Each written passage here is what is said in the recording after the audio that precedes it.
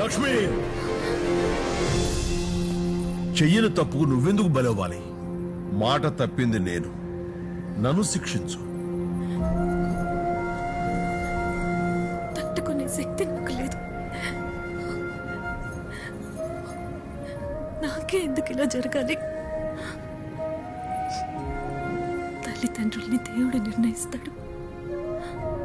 కనీసం నా భర్తనైనా నేను నిర్ణయించుకోవాలనుకున్నాను. ఇక అది కూడా నా చేతుల్లో లేదని తేలిపోయింది. కనీసం నా చావైనా నన్ను నిర్ణయించుకోనివ్వండి. లక్ష్మి, దేవుడు కొందరికే కళనిస్తాడు. నీకు జనాల్ని సంఘటితం చేసే గొప్ప కళనిచ్చాడు. అది నీ కోసమో ఆ దేవుడి కోసమో కాదు, స్పందించే అందరి కోసం. దాని మధ్యలో ఆపే హక్కు నీకు లేదు. ప్రాణం వదిలి ఆ భగవంతుడి ముందు నిలబడ్డప్పుడు అతని కళలోకి సూటిగా చూడగలగాలి. నువ్విచ్చిన ప్రతి నిమిషానికి సంపూర్ణత్వాన్నిచ్చానని సగర్వంగా చెప్పగలగాలి. ప్రతి ప్రాణానికి ప్రయోజనం ఉండాలి. ప్రతి మరణం ఈ మట్టికి మరో ఊపిరినివ్వాలి.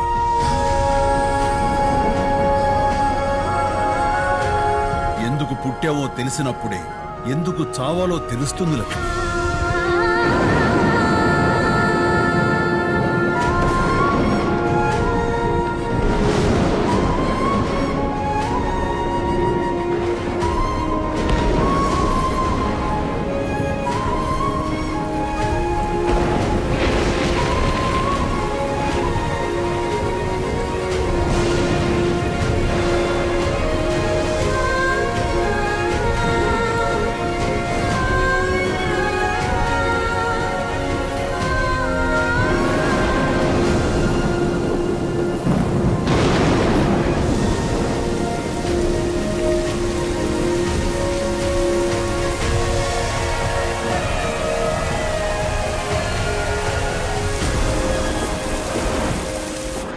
మీతో చాలా చెప్పుకోవాలనుంది.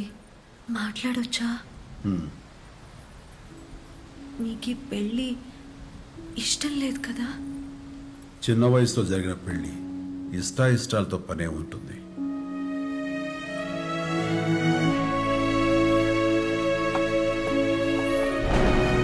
ఇష్టాయిష్టాలతో పని లేదు, కానీ చిన్నప్పటి నుంచి నేను మీరే ఇష్టంగా బతికాను.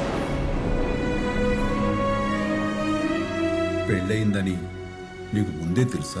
ఓ, చిన్నప్పుడే చెప్పేశారు. నాకు ఊహ తెలిసినప్పటి నుంచి మీరే నా లోకం. ఎన్నోసార్లు మిమ్మల్ని చూడాలని అమ్మతో అందరితో గొడవ పడేదాన్ని. మిమ్మల్ని చూస్తే దోషము ప్రమాదము అన్నారు. అంతే, అప్పటి నుంచి చూడకుండా అయ్యో రామ, పొద్దున్నే లేవగానే మీ గురించే అడిగేదాన్ని. మీ గురించి కథలు కథలుగా చెప్పుకుంటుంటే విని పొంగిపోయేదాన్ని. రోజు మీరు వెళ్లే గుడికే నేను వచ్చేదాన్ని. మీరు పూజ చేసిన చోటే నేను మీ పేరును పూజ చేయించేదాన్ని. జాతరలో మీరు వస్తున్నారని తెలిసి భయమేసి కోనేటి దగ్గరికి వెళ్ళిపోయాను. నీటిలో మీ నీడను చూసిన దోషమేనని నీళ్ళని చెరిపేశాను. ఈ 24 సంవత్సరాలుగా నాకు వేరే లోకమే లేదు. మిమ్మల్ని కళ్ళారా చూసుకునే ఈ క్షణం కోసమే ఎదురు చూశాను. ఎన్నిల్లో కూడా మిమ్మల్ని చూడలేదు. మిమ్మల్ని చూస్తే ఏం చేస్తాను? అక్కడ అందరూ ఉన్నారు కదా.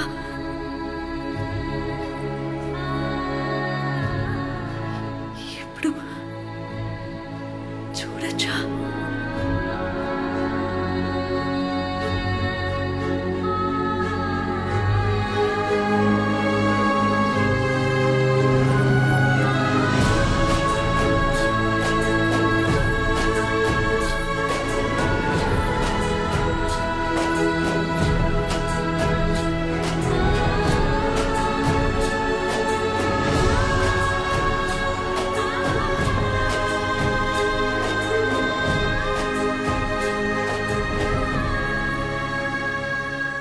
నాకొక మాటిస్తారా?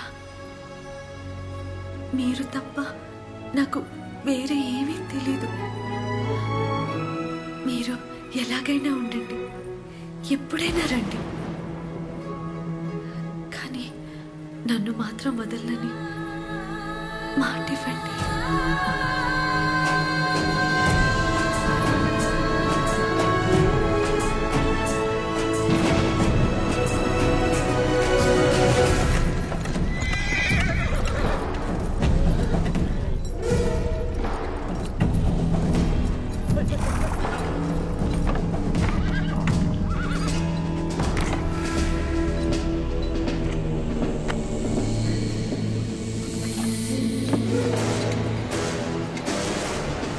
వెల్కమ్ టు కోయిల్కుంట్ల దొర. స్వాగతం.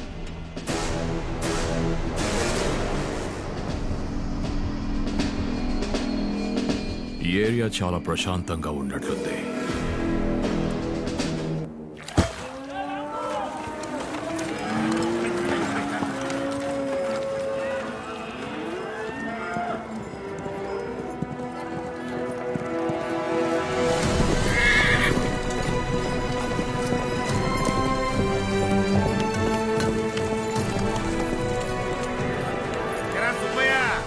మీకు శుభవార్త.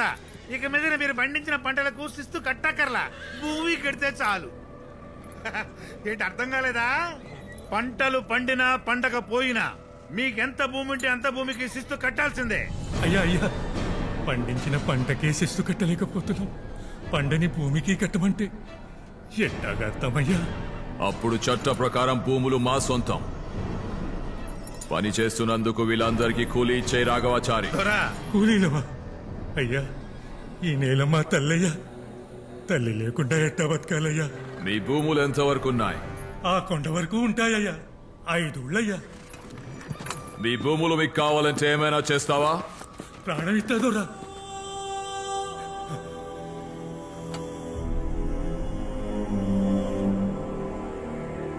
Let's play a game.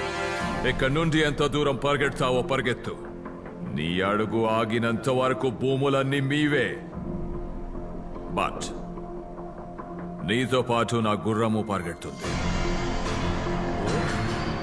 నా గుర్రం ఎంత దూరం వెళ్ళి ఆగితే అంతవరకు భూములు నావి. దాన్ని దాటి నువ్వు ఒక్కడుగు ముందుకేసిన భూములన్నీ మీవి. ఓహో, పరిగెడతావా?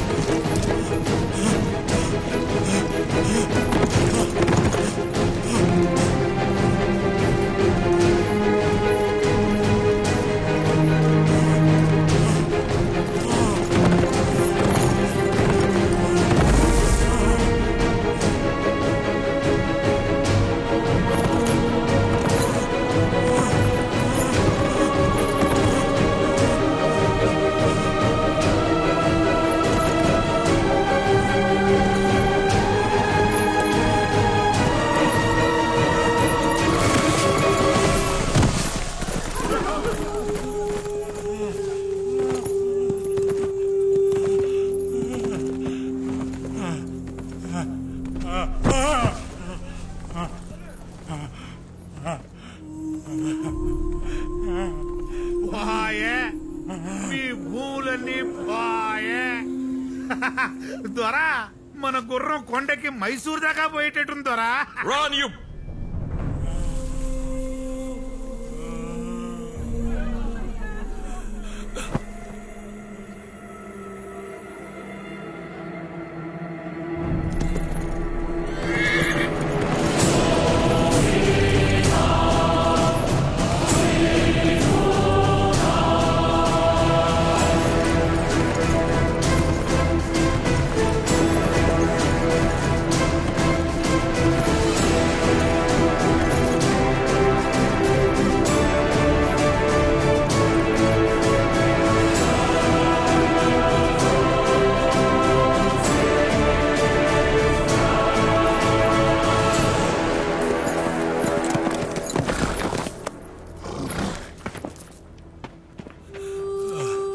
లే సుబ్బయ్య, ఇందా నెమ్మది. జాగ్రత్త.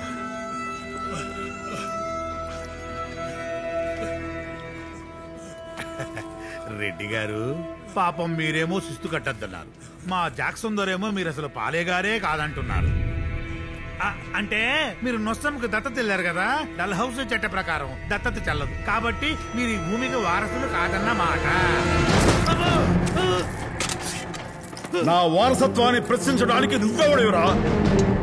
నా తండ్రి నీ దేశానికి వచ్చినప్పుడు పుట్టావా? నీ తండ్రి నా తాతలకు పుట్టాడా? నా అన్నవా, తమ్ముడువా, మేనలువా, తోడలుడువా? నువ్వు కూడా వీళ్ళలాగా కూలీవే. చేస్తూ కట్టకపోతే శిక్ష తప్పదు. ఎందుకు కట్టాలి నీకు శిస్తు? కురిసే వాన అడగదు, తడిసే నేల అడగదు, పండే పంట అడగదు. నువ్వెవడవని అడుగుతున్నావు శిస్తు?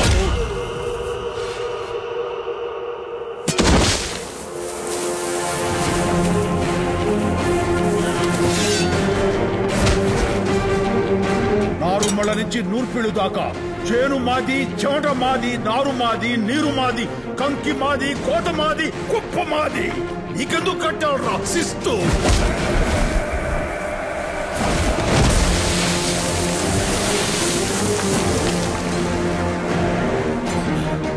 ఈ భూమిలో పుట్టింది మేము, ఈ మట్టిలో కలిసేది మేము. నీకెందుకు కట్టాలరా శిస్తు? సుబ్బయ్య, ఈ భూమి దున్నిందెవరు? ఈ నేల పంట ఎవరిది? మాది.